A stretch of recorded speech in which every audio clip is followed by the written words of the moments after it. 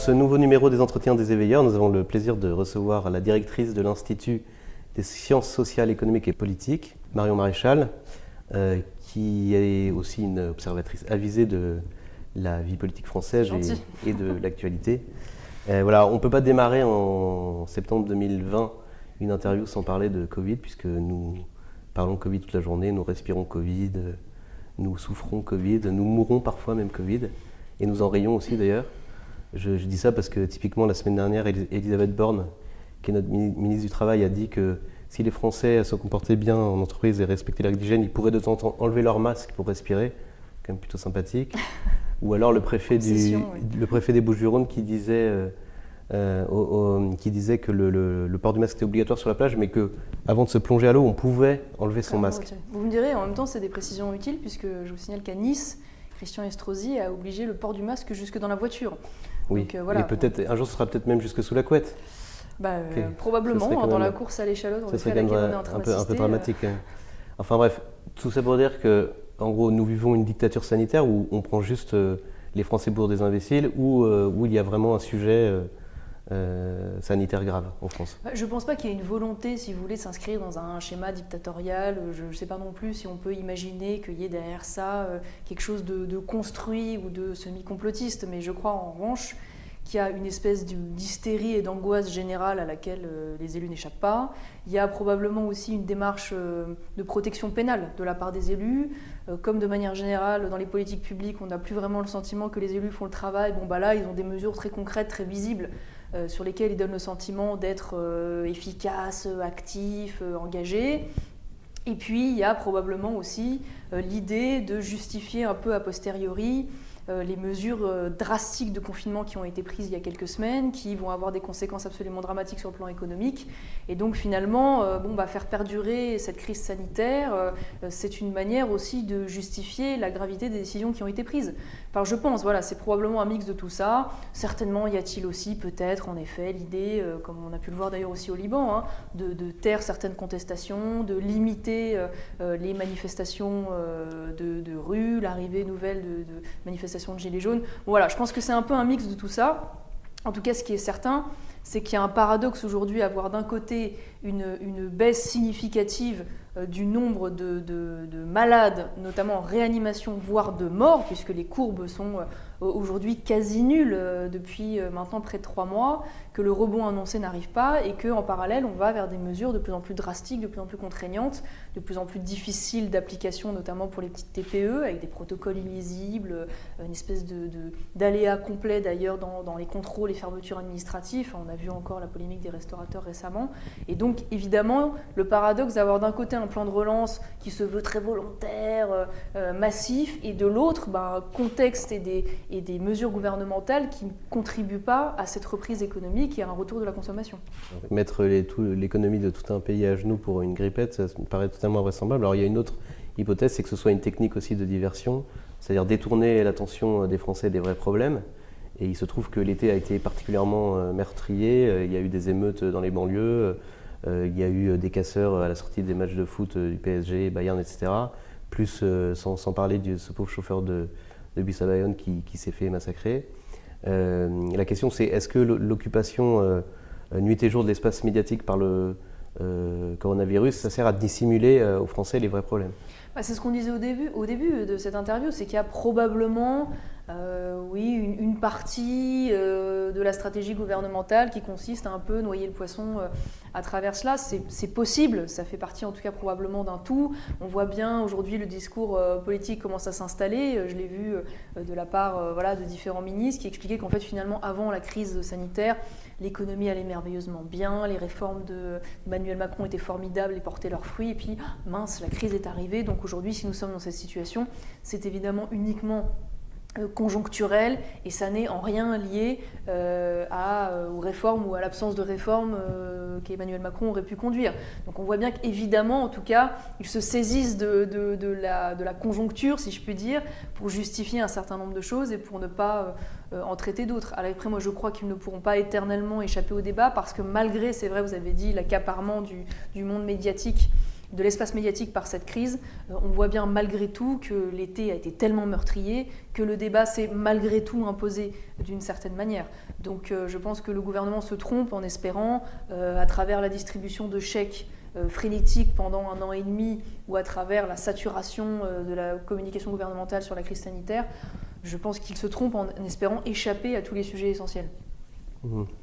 Donc aujourd'hui, c'est ouvert là, il y a quelques jours, un procès historique sur les attentats de Charlie Hebdo.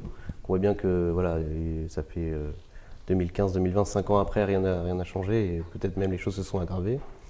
Et justement, la réalité de cet ensauvagement de la société, ce communautarisme qui progresse, est-ce que tout ça n'offre pas un démenti à toutes les thèses progressistes et antiracistes de la gauche depuis des décennies? Oui, mais avec un paradoxe aujourd'hui saisissant qui est celui d'assister à une espèce de retour vers le futur avec notre ministre de la Justice Dupond-Moretti qui nous ramène quasiment sous le gouvernement Jospin en parlant de sentiment d'insécurité, comme si tout ça n'était qu'une vague impression finalement construite par les réseaux sociaux, mais que l'augmentation de la délinquance n'était que fantasmée. Donc c'est tout le paradoxe et à mon avis, Emmanuel Macron risque de le payer cher d'une espèce de volonté de triangulation dans son gouvernement, qui est toujours le fameux « en même temps » macronien, qui consiste à faire un gouvernement de casting et pas de vision. Parce que le drame, si vous voulez, c'est qu'en ayant à l'intérieur donc Gérald Darmanin qui se veut l'incarnation de la fermeté, où on a bien vu la démarche sarkozyste, dès qu'il y a un fait divers, on se précipite sur place, on fait des tweets, c'est le ministre du commentaire, ok. Et de l'autre, Dupond-Moretti, qui lui s'inscrit plutôt dans une vision en effet très gauchisante de la justice. Voilà, la prison, finalement, c'est l'école de la criminalité. Voilà, bon, il a fait un discours d'introduction qui était plein de dégoulinant de bien-pensance. Je serai le ministère de l'antiracisme, je suis le ministre de s'en mêler, parce que sa mère est italienne, enfin voilà, bon, comme la moitié des Français du Sud, quoi. Oui, bon, voilà, c'est absolument ridicule. Donc malheureusement, le souci c'est que vous pouvez mettre tous les gendarmes et les policiers que vous voulez sur le terrain, si derrière la justice ne fonctionne pas, vous n'aurez aucun résultat. C'est le souci, c'est que ces deux ministères vont de pair, sont tout à fait complémentaires, et s'ils ne s'inscrivent pas dans une vision commune, une complémentarité, vous n'aurez aucun résultat. Et le problème, c'est qu'aujourd'hui, nous sommes dans un effondrement de la chaîne pénale, à la fois par le laxisme judiciaire, la formation des juges, le manque de place dans les prisons. Tout ça fait que malheureusement, j'ai peu d'espoir que l'agitation de Darmanin finisse par avoir un impact réel sur la question de la délinquance et derrière la question aussi évidemment du terrorisme, de la radicalisation, qui est aussi traitée par le biais pénal. Alors vous parliez de la police, c'est intéressant parce que, encore acclamée il y a quelques années justement après les attentats, aujourd'hui la police est accusée soit de violence et de racisme, je pense à l'affaire Traoré ressortie après George Floyd donc en France, mais aussi parfois de lâcheté ou d'action sélective quand elle répond de manière laxiste aux émeutiers après les matchs de foot. Donc en fait, la question, ou alors quand elle réagit de manière totalement disproportionnée face aux Gilets jaunes l'an dernier, on se demande si la police aujourd'hui est en gros le complice d'un État ou est aux ordres d'un État en déroute, ou alors si vraiment elle est un repère de brutes racistes. Si vous voulez, le problème c'est que la police, la gendarmerie sont le bras armé de l'État. Donc mécaniquement, ils catalysent sur eux toute la haine que l'État peut provoquer chez une partie de militants politiques, notamment ce fameux courant dit indigéniste, dit racialiste, qui nous vient d'une idéologie des États-Unis, qui elle-même vient de penseurs français qu'on appelait issus de la French Theory, et qui nous revient en boomerang, qui ont comme réceptacle un certain nombre de partis politiques, comme le Parti des indigénistes, ou de figures comme notamment Madame Obono, une partie des cadres aujourd'hui de la LFI et de Jean-Luc Mélenchon, et qui consiste à théoriser l'idée qu'il y aurait en France un racisme systémique, un racisme d'État, que inconsciemment la société française continuerait une espèce de domination patriarcale, coloniale sur ces minorités, et donc mécaniquement le bras armé qu'est la police et la gendarmerie reproduirait ce racisme en faisant du délit de faciès, voire presque en orchestrant des violences voulues à l'intention des minorités. Voilà, on ne souffre pas la nuance dans ce débat, on est dans un débat extrêmement violent et qui crée une nouvelle forme de racisme qui constitue à vouloir dresser les minorités, comme on dit maintenant, contre les Français de souche, les Blancs contre les Noirs, en ayant une vision aussi très binaire, une relecture de l'histoire, c'est le propre des totalitarismes. Et donc on se refuse à regarder les périodes dans leur part d'ombre et leur part de lumière. Donc c'est un combat qui est très dur parce que c'est un combat qui va toucher à l'émotion. On l'a vu à travers l'affaire Obono, on joue sur les sentiments, on joue sur les images, on joue sur les mensonges aussi historiques. Donc c'est un combat assez complexe et qui est d'autant plus difficile que, pour moi, une grande partie aujourd'hui des universités françaises ou des grandes écoles françaises dans lesquelles évoluent, sont formées nos élites, nos futures élites, nos actuelles élites, sont des incubateurs de ces idéologies.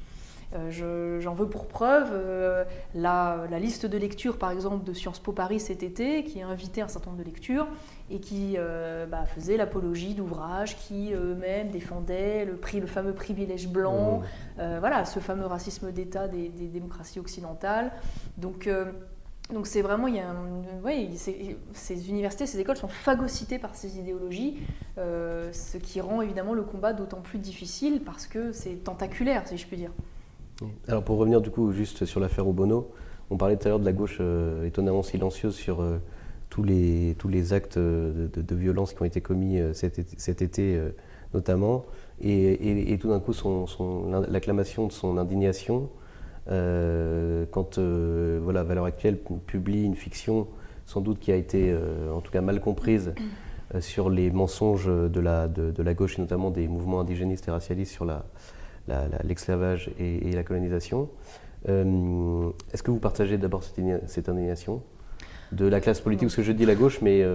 Non, je ne partage pas, parce que je pense que cette indignation est d'abord une manœuvre politique.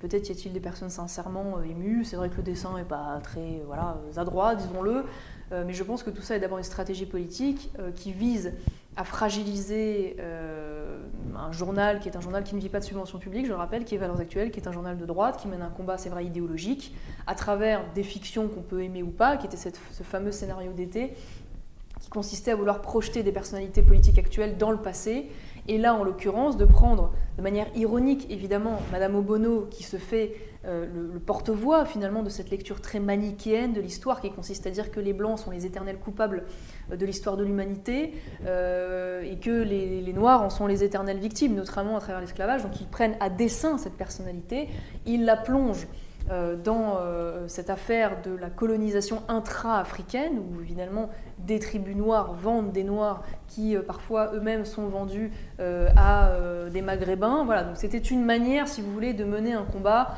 d'ordre historique à travers une fiction dessinée et tout.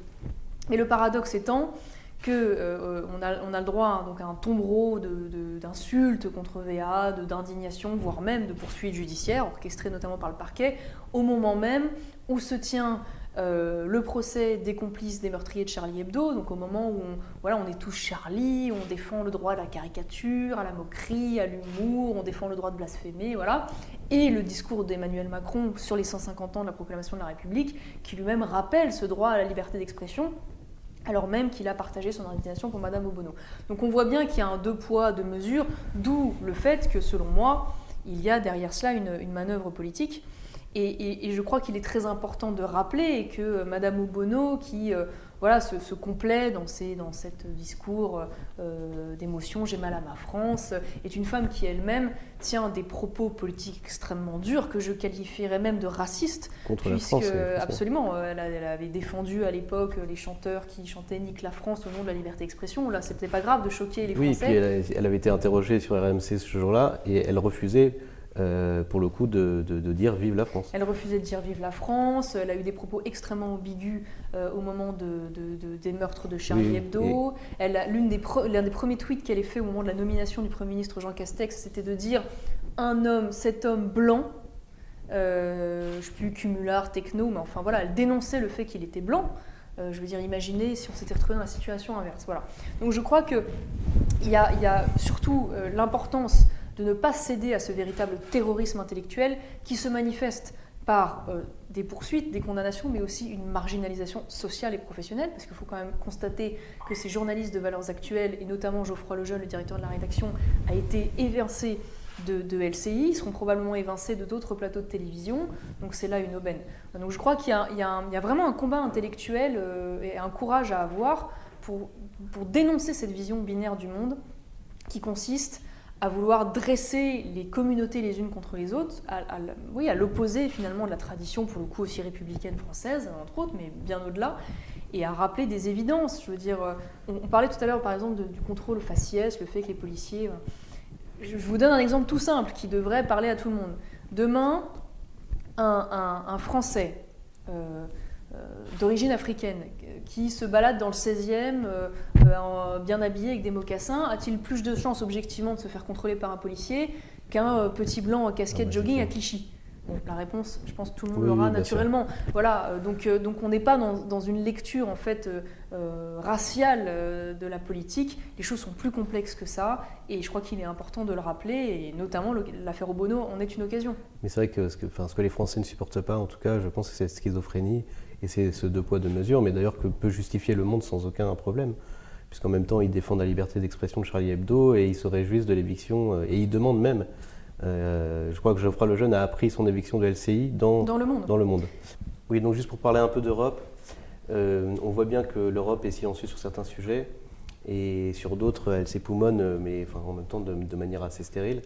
Alors il se trouve que depuis plusieurs semaines, il y a une tentation d'incursion, en tout cas de la flotte turque, dans les eaux et militaires dans les eaux territoriales grecques. Donc sur ce sujet, qui est un sujet extrêmement grave et préoccupant, l'Europe ne dit rien, est silencieuse, et en revanche elle a annoncé avec fracas la mise en place d'un emprunt européen de, je crois, de 750 milliards d'euros, ce qui veut dire que, alors que déjà la France est surendettée, elle le sera en plus, elle se lie encore plus, un peu plus à l'Europe.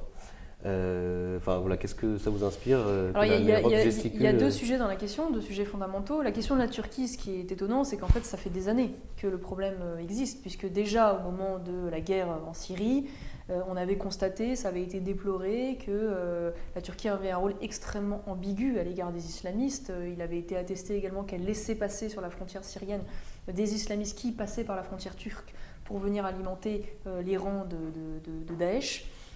Il y a par ailleurs, depuis maintenant plusieurs années également, une guerre par intermédiaire de puissances étrangères en Libye, où de la même manière la Turquie soutient et continue de soutenir également des groupes radicaux sur place pour faire avancer ses intérêts.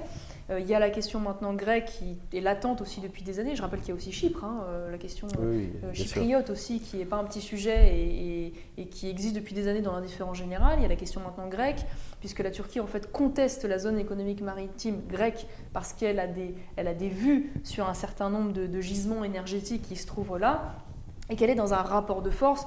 Je passe aussi sur le nombre de déclarations de la part d'Erdogan, qui sont des déclarations extrêmement violentes, agressives à l'égard de l'Occident au sens large, à l'égard de l'Europe. Voilà. Donc ce qui est surprenant, c'est que ça fait des années que l'Union européenne en fait est absolument tétanisée, les pays européens de manière générale, précisément parce qu'en fait ils ne se donnent pas les moyens de protéger leurs frontières, notamment au niveau de la Grèce, et donc ils sont à la merci du chantage migratoire d'Erdogan qui, aujourd'hui en l'état actuel, puisque nous n'avons ni les hommes, ni les infrastructures, ni la volonté politique de protéger ses frontières, est en capacité de déverser, si vous voulez, un flot de migrants, puisque c'est à lui que nous avons délégué la gestion de nos frontières. Voilà, c'est absolument extraordinaire, on lui verse des milliards sans aucun contrôle chaque année. Il continue d'ailleurs d'avancer dans sa démarche d'adhésion à l'Union européenne.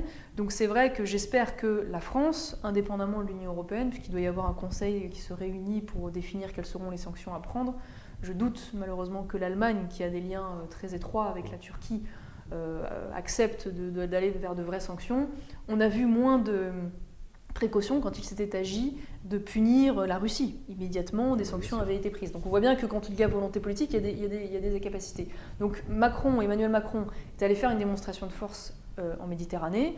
Ok, très bien. Espérons que ce soit suivi d'une politique cohérente, c'est-à-dire que la France se positionne définitivement pour l'arrêt des négociations d'entrée de l'Union européenne, pour une vraie politique de défense des frontières en Grèce et donc l'arrêt finalement de la délégation de cette gestion à la Turquie, des mesures aussi fortes, peut-être probablement le gel des avoirs des Turcs en France, pourquoi pas la fermeture de certaines mosquées, puisqu'ils ferment des églises, ils transforment des églises en mosquées en Turquie, donc de certaines églises qui sont tenues par les frères musulmans. Je rappelle que les frères musulmans, cette mouvance radicale qui contribue aujourd'hui au développement de la radicalisation dans certaines banlieues, sont principalement des courants turcs. Donc si vous voulez, il y a des démarches diplomatiques, le renvoi de l'ambassadeur turc, il y a quand même des échelles, si vous voulez, diplomatiques, des échelons plutôt, qui peuvent être empruntés, dont on ne voit pas pour l'instant le début des prémices. Donc ça, c'est une première chose. Le rapport de force nous est imposé par Erdogan, on ne l'a pas choisi. Donc soit on accepte ce rapport de force et on l'affronte, soit on se soumet et Dieu seul sait ce qu'il adviendra, parce que je pense que cette volonté politique d'Erdogan est extrêmement dangereuse. Par ailleurs, il y a la question du plan de relance, qui est un autre sujet, qui est un peu une aberration à la base, puisque c'est vrai que normalement, pour quelqu'un de sensé, la logique voudrait qu'on définisse d'abord les politiques sur lesquelles on veut investir. Pourquoi pas à cette occasion, voilà, la souveraineté alimentaire de l'Europe, la souveraineté numérique, la souveraineté énergétique, et qu'ensuite on définisse les budgets qu'on attribue à ces politiques. Alors là, on n'a pas du tout fait comme ça, parce que, une fois de plus, les 27 ne sont pas du tout d'accord sur les politiques à mener, qu'il n'y a pas de vision, il n'y a pas de volonté de puissance partagée. Et donc, qu'est-ce qu'on a fait ? On a mis les pays autour de la table et on a défini au doigt mouillé, en fonction des concessions des uns et des autres, un budget dont on ne sait pas comment il sera attribué, enfin, à quoi il sera dédié dans les différents pays, avec des contrôles qui sont, dont on ne comprend pas très bien comment ils vont se mettre en place, et puis surtout dont on ne sait pas comment il va se financer.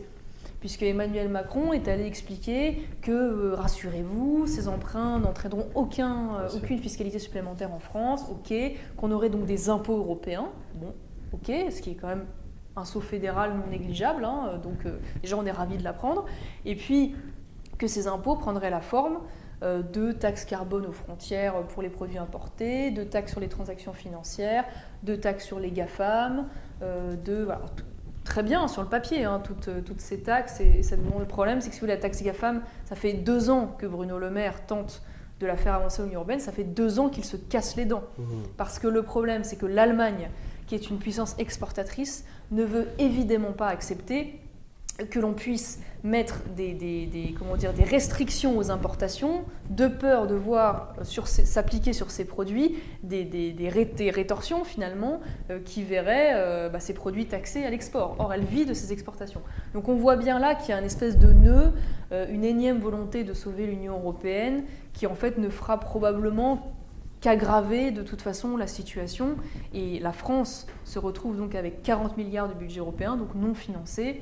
Et voilà, sur un plan de relance dont on pourrait parler longuement, mais qui est un autre sujet. Enfin, tout ça nous confirme en tout cas que vous êtes vraiment une observatrice très avisée de j'ai la tête d'une école de sciences politiques, donc du coup je m'y intéresse de fait. Bien sûr, alors du coup je m'adresse à vous, Marion Maréchal, à Madame la directrice de l'ICEP. Les étudiants ont fait leur rentrée universitaire ou pas encore ? Début octobre. Début octobre, et comment abordez-vous cette rentrée ? J'ai vu que vous aviez lancé à la rentrée un think tank. Oui, baptisé Centre d'analyse et de prospective. C'est ça, exactement. Quel est l'objectif ? Vous allez conseiller humblement titré le CAP. Vous allez conseiller les candidats à l'élection présidentielle ? C'est un peu plus large que ça, puisqu'en fait l'idée, c'est vrai qu'on a déjà un pôle formation, vous l'avez dit, on a une formation continue, on a un magistère Bac+4, Bac+5, donc qui existe depuis maintenant, c'est la 3e rentrée, avec des étudiants, la première promo va sortir là en septembre, ils font leurs euros de stage et voilà.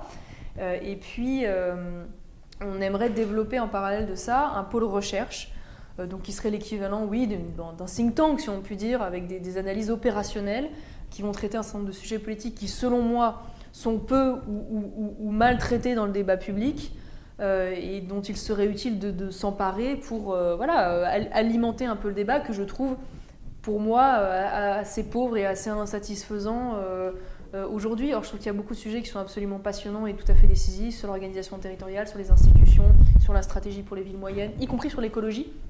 C'est encore un autre sujet dont on pourrait parler très longtemps, mais oui, il y a des choses... Que la droite a déserté d'ailleurs complètement. Oui, que la droite a déserté, mais objectivement que la gauche n'investit pas non plus de manière très satisfaisante. Enfin, je veux dire, on est dans du marketing. Je veux dire, si la politique écologique, c'est de faire des jungles urbaines et des parcs à chiens, enfin, je veux dire, bon, c'est pas ce que j'appelle moi une vraie politique écologique. pourrait parler de l'eau, on pourrait parler de la gestion des forêts, on pourrait parler des porte-containers, on pourrait parler de beaucoup de sujets qui sont tout à fait fondamentaux, qui ont un vrai impact. On pourrait parler de nucléaire. De l'écologie humaine aussi, on pourrait parler. On pourrait parler de l'écologie humaine, tout à fait. Mais tout ça est aussi quasiment un combat d'ordre philosophique et anthropologique.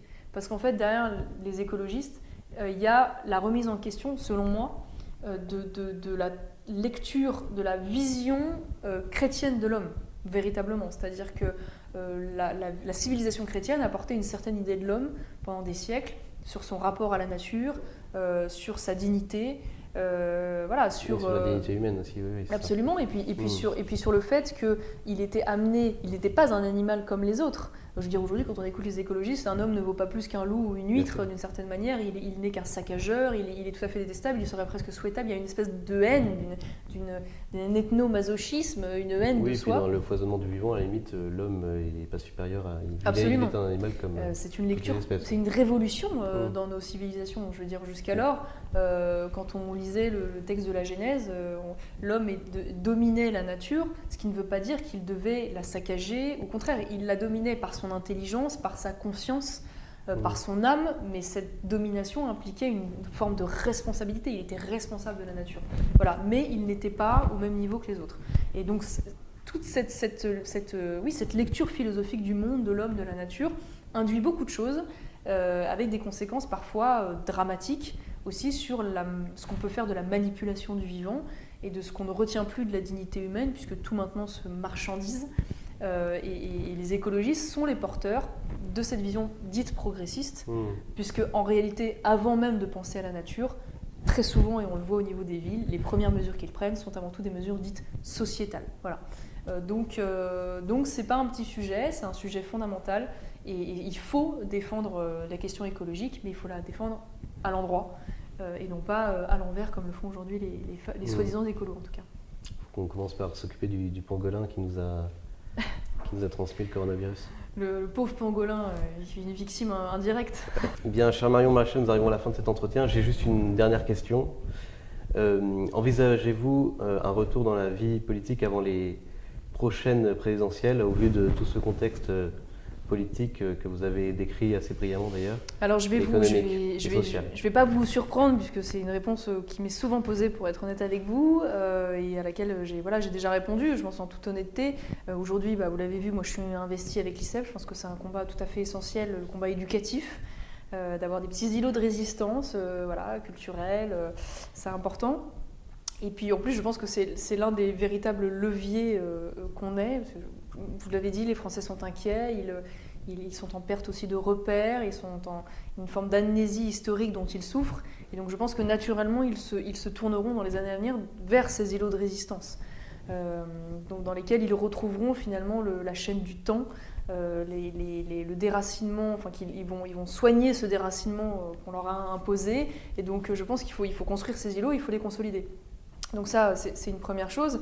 J'ai ce projet qui est un projet ambitieux aussi, de ce fameux think tank qu'on va développer avec des spécialistes, des experts, des gens pour nous soutenir. Donc voilà, c'est un projet ambitieux, et je pense aujourd'hui que c'est la place où je dois être. Je ne vous cache pas qu'à l'heure actuelle, je n'ai pas spécialement envie de refaire de la politique électorale. Je l'ai dit et redit, je n'ai pas dit que je n'en referai jamais. Fontaine, je ne peux pas dire Fontaine, je ne boirai jamais de ton eau.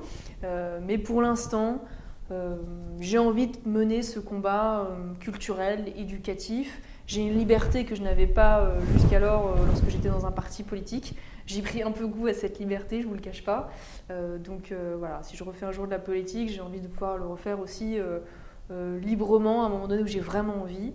Et pour l'instant, je trace ma route. Et puis on verra, l'avenir commence toujours demain, comme dit mon grand-père. C'est vrai. C'est une formule on dirait même aujourd'hui. mythique. On dirait aujourd'hui. Donc vous ne serez pas non plus candidate à l'élection de Miss France au mois de décembre? Ni Miss France, ni présidentielle. J'aurais probablement encore moins de chance Miss France que présidentielle, donc ne faisant pas 1m75. Donc non, je serai retoquée d'office. Voilà. Vous êtes un gros flatteur. C'est vrai. Bon. En tout cas, un immense merci pour cet entretien très riche et passionnant. Merci d'avoir répondu à notre invitation. Merci à vous. Et vous pouvez retrouver les entretiens ainsi que les conférences sur notre site internet, bien sûr, éveilleurdespérance.fr. ou sur notre chaîne YouTube. Merci et à très bientôt.